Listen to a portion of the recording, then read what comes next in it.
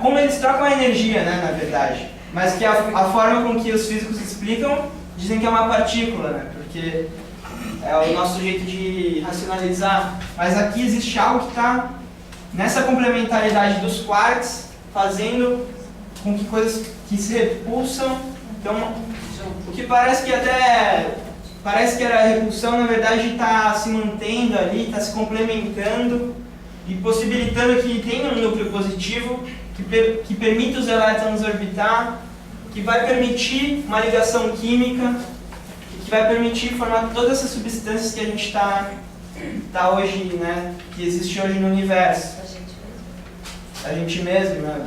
E, bom, essa é a parte física, né? Então, daí dessas moléculas a gente vai seguir para o próximo nível, que é o nível biológico. Mas lá dentro mesmo na unidade menor que a gente já descobriu, existe essa complementaridade, né? Existe essa troca de uma partícula entre essas três cargas que estão ali e que eles fazem ficar estável. Garantem, então, a estabilidade da matéria física. Então, eu vou passar agora para a Rívia, que vai mostrar que dessa estabilidade que a gente ganhou com os quarks, com os gluons, com os átomos, permitiu que também se desenvolvesse a vida, né? A biologia que a gente conhece. Que também vai ter uma complementaridade, vai ter sua estabilidade.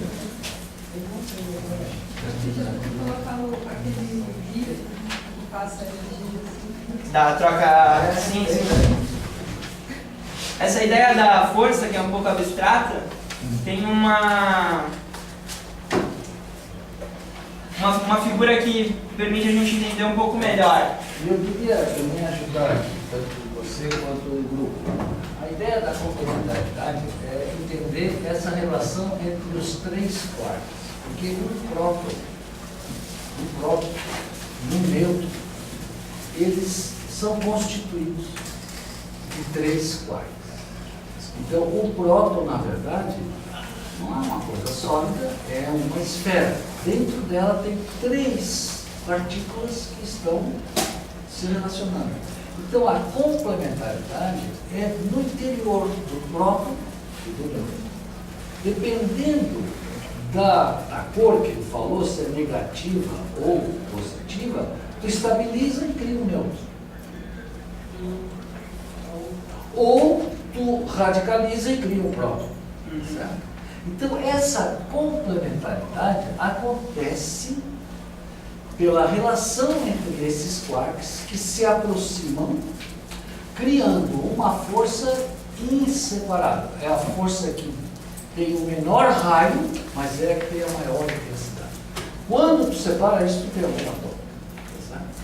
Então, por isso é que é chamada a força de Deus, entendeu? É uma força que existe, só que ela é de pequeno alcance. Por isso é que está num mundo muito pequeno. Né? E o mágico da história é que esses três quarks, na verdade, são partes de um todo. É isso que eu queria que vocês dessem uma medinha. Porque esses quarks, eles são fracionados. Eles são 1/3 de alguma coisa e 2/3 dessa mesma coisa. Então tem uma magia no início de toda a matéria, que primeiro, a matéria é fracionada. Então aquela história de que você é dividido no início é verdade. Assim, a matéria não é una, ela se une através da existência de uma força colossal que mantém esses pedacinhos que estão fracionados unidos. Aí sim constitui uma unidade. Então, um quark não é bem uma unidade. A unidade é o próton. O nêutron é uma unidade constituída de 3 pedacinhos que encontram um jeito de se estabilizarem através dessa palavrinha que ele falou, o gluon. Eu digo para vocês, os físicos não chamam de partículas, eles chamam de interação. Ou seja, é uma força. O gluon não é partícula, o gluon é força. Só que você não vê. Não existe foto do Lua. O que tem é a explicação teórica. Ah, funciona. Então o gluon, para nós que não somos físicos, nós podemos dizer que é uma realidade não material. Ah, quer dizer que o que mantém os quarks unidos é uma realidade não material? Sim, senhora. É uma força que a gente não vê, a gente só sente.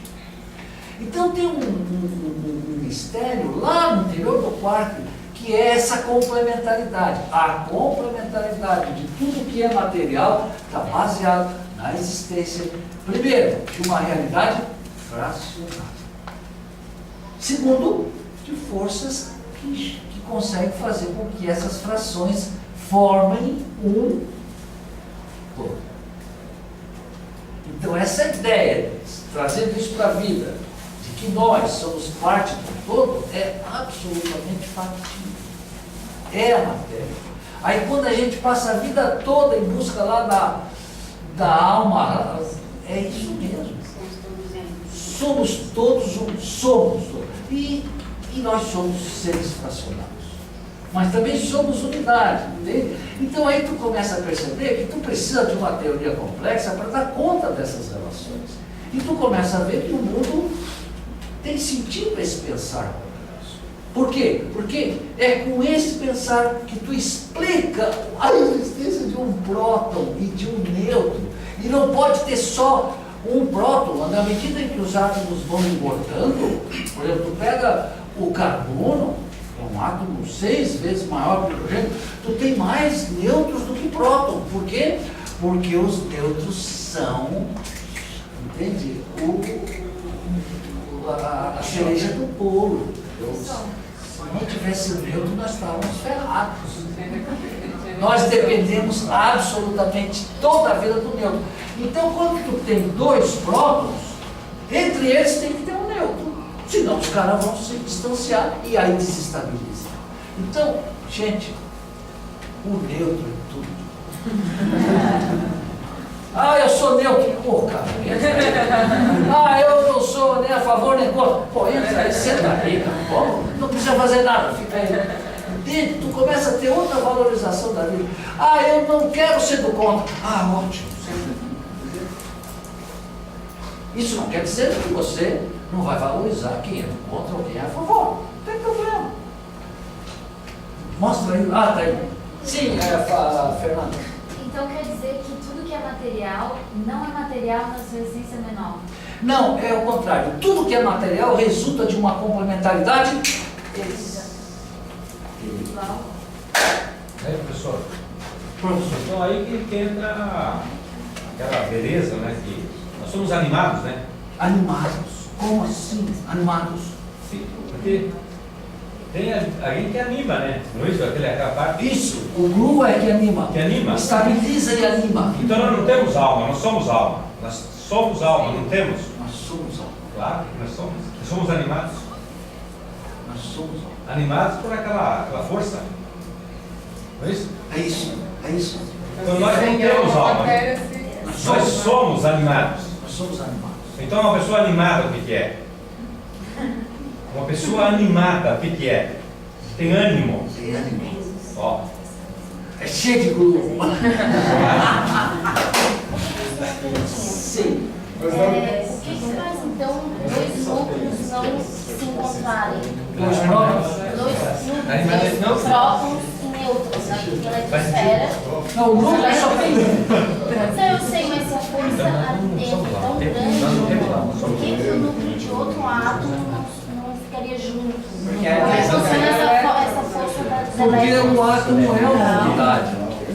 O átomo se comunica com o átomo. Se tu jogar um núcleo aqui, tu tem uma bomba atômica, que é quando tu joga um núcleo. Isso aqui é uma unidade. Aqui tem uma partícula que é o elétron, que é um tipo de quark. Ele não deixa o outro entrar. Então essas forças se equiparam. Elas estabilizam. Claro. Se tivesse só uma também, Percebe? ela se E tem mais de uma, são 4 forças, mas a estabilidade, a ideia dessas 4 forças é que elas dão estabilidade. Mas não tem som. Se não tivesse o neutro, os átomos seriam diferentes, o mundo seria diferente, nós seremos diferentes. Mas a força dos elétrons é meio igual. E essa é a ideia de ponto de partida.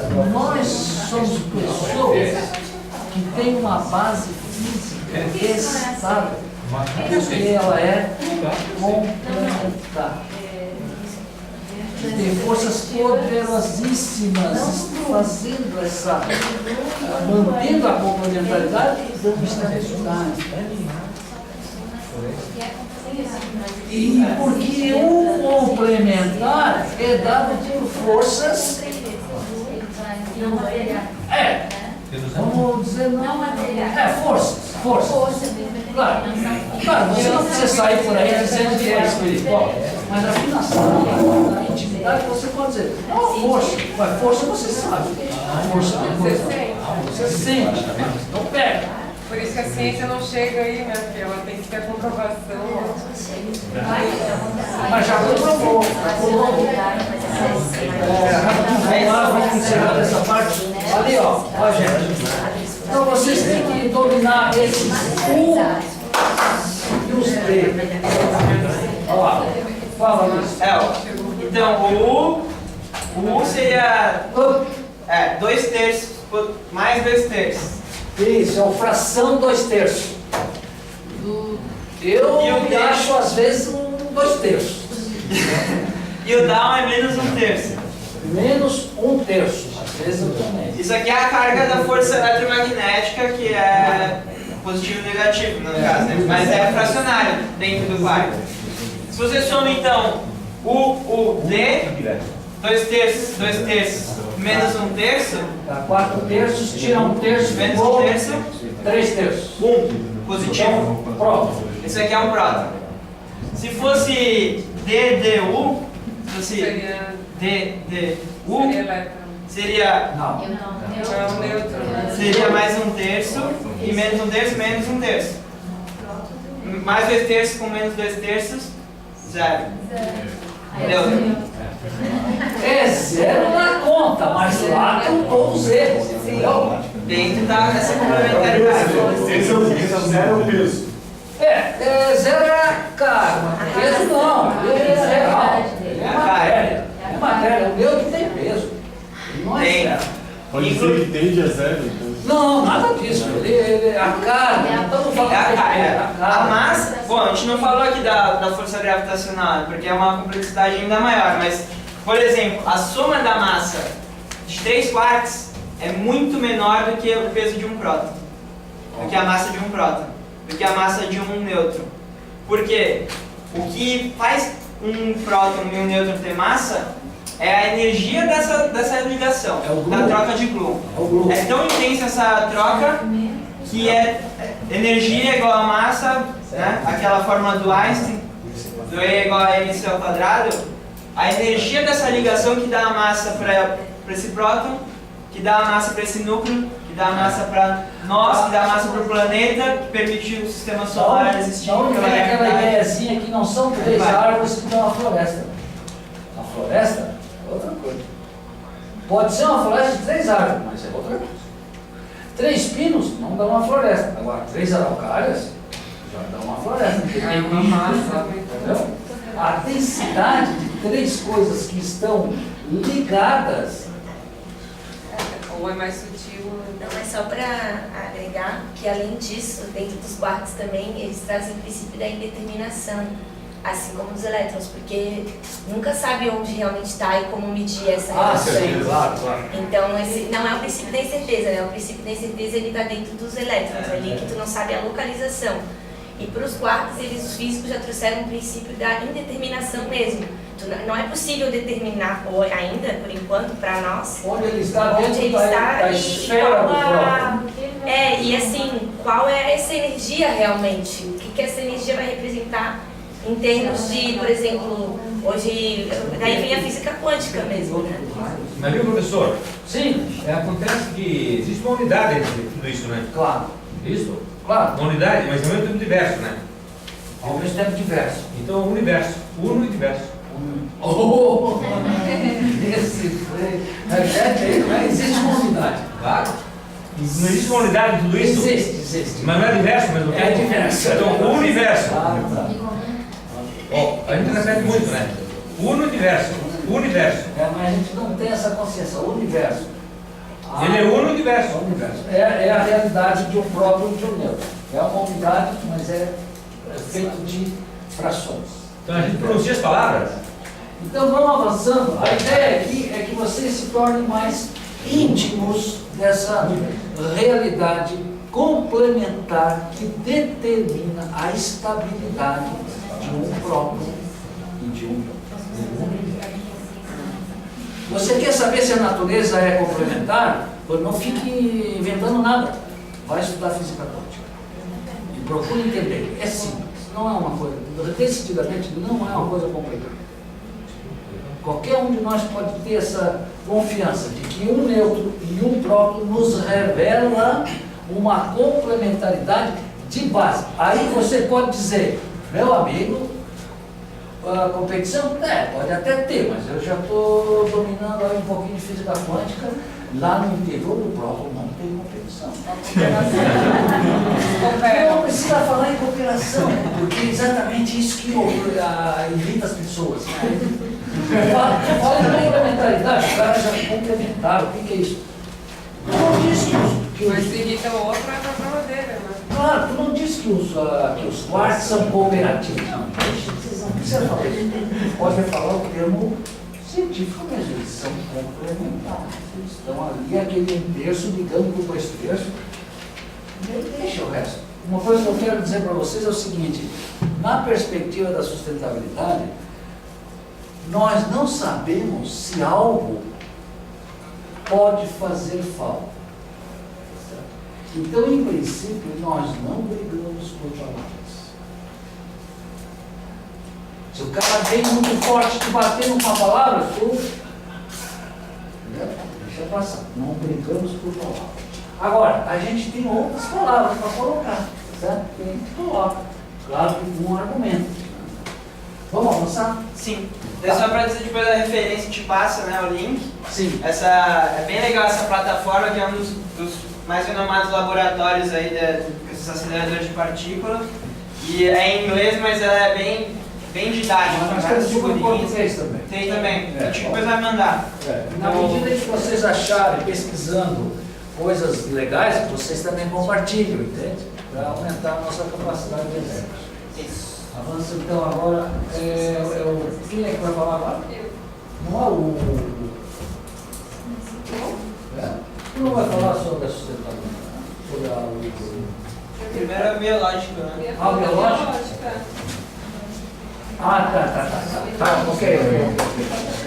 Bom, agora tu imagina esses átomos evoluindo num tempo, certo? Tem aí alguns bilhões de anos, até que a primeira combinação de ácidos produz algo absolutamente inédito, que foi a célula, que continua sendo átomo e química, mas tem um comportamento indescritível nessa evolução. Ela tem a capacidade inicial de gerar. Então, vamos ver como é que funciona a lógica complementar dentro do ácido que produz a vida. Então, só para a gente alinhar aqui, nós estamos na lógica complementar da natureza, né, que é uma das pontas do fractal da lógica complementar da vida. O Luiz Gabriel falou da lógica complementar na natureza física, então na dimensão física. A gente vai falar da dimensão biológica e na dimensão humana. Na dimensão física, ele falou dos quartos, da força nuclear forte e da estabilidade física que isso permite.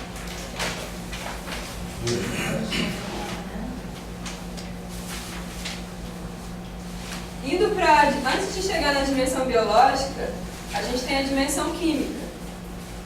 E na dimensão química, até saber que a física quântica podia chegar lá na partícula menor do átomo, a gente sabia que as moléculas se formavam por uma estabilidade de troca de elétrons, também por uma complementariedade de troca de elétrons, e conseguia se estabilizar em moléculas.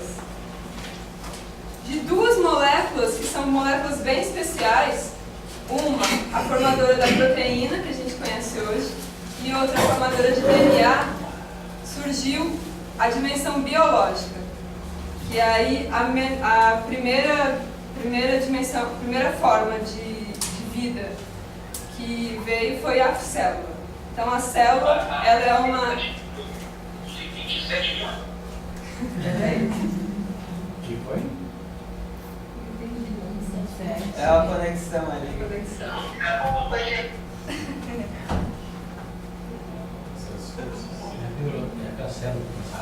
Então a célula, ela é o quê? Ela é uma unidade que foi feita através de uma molécula de proteína que se fechou. Então no momento que ela se fechou, ela falou para o mundo, aqui agora tem uma unidade e tudo que acontece no mundo vai acontecer aqui, só que agora numa dimensão diferente, porque nós temos um limite até onde essas forças todas aqui que o Luiz falou vai influenciar. Na hora que essa proteína fechou e abraçou, ela abraçou uma outra molécula muito especial, que é o DNA. Então o DNA, ele é hoje o maior DNA que a gente conhece é o do humano. Ele tem 2 metros, se fosse esticado.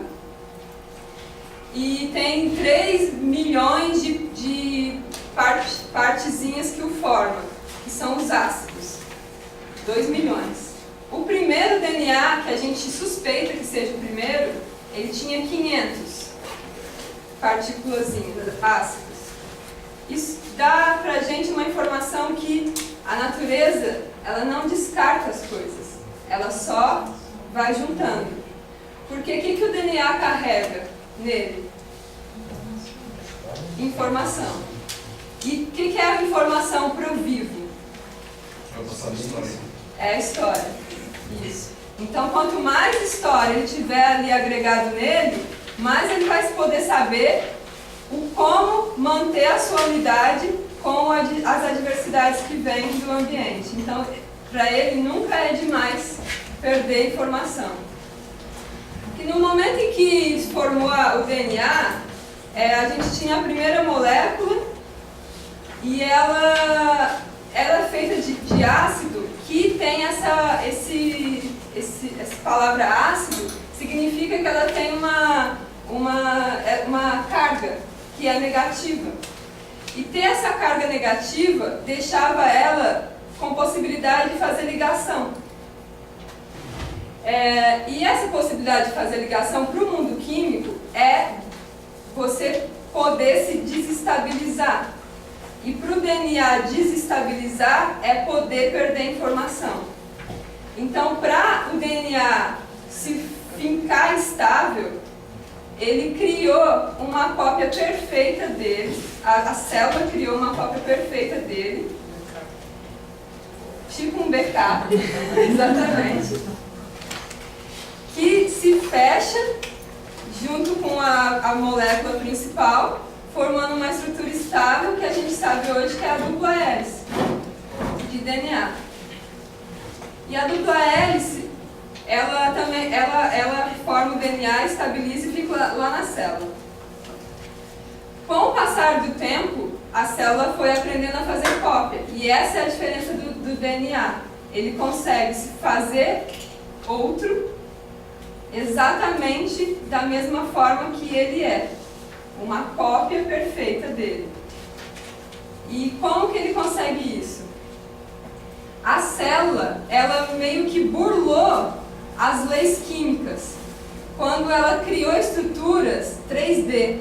Então, a gente conhece hoje que as proteínas formam estruturas 3D. E o DNA também forma estrutura 3D. E o que essa estrutura faz? Ela tira a necessidade de haver afinidade química entre as partículas. E ela começa a fazer uma afinidade estética. Então, quem faz a leitura lá para replicar o DNA é uma proteína. Quando ela entra, o DNA está... Eu vou fazer com o meu braço aqui. O DNA está aqui. Não tem um slide aí? Isso não. Porque não está num livro assim. Mas a gente não tinha isso no outro passado. A gente desenhou na lousa. Posso desenhar também. Mas você vai encontrar no Google Imagens do DNA. Você coloca lá a replicação, você vai ver o DNA se abrindo e o osso entrando. Então ele é isso aqui. Cada linhazinha dessa aqui é uma ponte de hidrogênio. E ponte de hidrogênio é a ligação mais frágil que a gente tem na química. Então é uma ponte de hidrogênio. E essa ligação frágil permite que entre uma outra molécula aqui e vá abrindo isso aqui. Na hora que abre isso aqui, vem uma outra molécula, só que não é química. Ela reconhece esteticamente, é a forma, é o encaixe de formato. E qual que é a grande beleza dessa inovação de ser formato? Que permite que não seja exatamente a mesma coisa que estava aqui, que entra aqui para complementar. Então permitiu a gente, o DNA, a gerar as primeiras moléculas diferente da cópia inicial, por esse reconhecimento ser estético. Só que a célula, ela não pode ficar criando assim coisas, agora eu vou, aqui é um A, aqui é um T, agora eu vou pôr um G e beleza. Não pode ser assim. Por quê? Porque aquela informação ela está ali para ser usada. Então, se a célula decide, vou mudar essa informação agora, não é assim. Vai que essa informação era importante para fazer a membrana, que é o que fecha a nossa unidade. Então, ela faz uma checagem. Ela tem na hora que forma esse DNA, ela vem uma outra proteína aqui e começa a checar se isso está tudo certo. Só que, como a gente está falando de proteína, de novo, é um reconhecimento estético. E na hora que essa proteína aqui chega, se ela reconhecer que esteticamente está tudo ok, aquele DNA passa como um DNA ok. E aí a diversidade surge. E aí, só depois, na hora do funcionamento da célula mesmo, é que vai ver se essa novidade veio para manter essa célula mais adaptada ao meio, ou se ela é uma célula que padece e se finaliza ali. Mas é assim que a complementariedade entre você ter uma coerência e criar diversidade permite que a vida vá se estabilizando perante as adversidades que tem no mundo. Essa é a complementariedade que a gente viu que a natureza biológica tem. A capacidade de manter uma coerência, mas fazer diversidade o tempo inteiro. A ideia aqui fica um pouco mais complexa, mas de maneira nenhuma mais difícil. Enquanto lá na complementaridade da natureza, a matéria tinha a ideia de uma força que estabilizava partículas fracionadas, e a partir daí então o átomo surgia. Aqui, na relação do DNA dentro da célula, tu tem uma complementaridade mais elevada, que é entre a coerência do acoplamento e a diversidade que ele produz. Ou seja, a vida é diversa, e é só nós nos olharmos, porque é um caminho coerente que aconteceu. Então essa complementaridade entre o diverso e o rigor, vamos dizer assim, e a coerência da replicação é a marca da complementaridade no meio biológico. É de produzir um vivo Diferente, mas que mantém seja vivo. Ah, genial. Exatamente. Então tu não surge algo que é diferente qualquer, não. Tu surge algo que é diferente, mas é humano. Certo? Ou é araucária, ou é caranguejo. Todos os caranguejos são diferentes, mas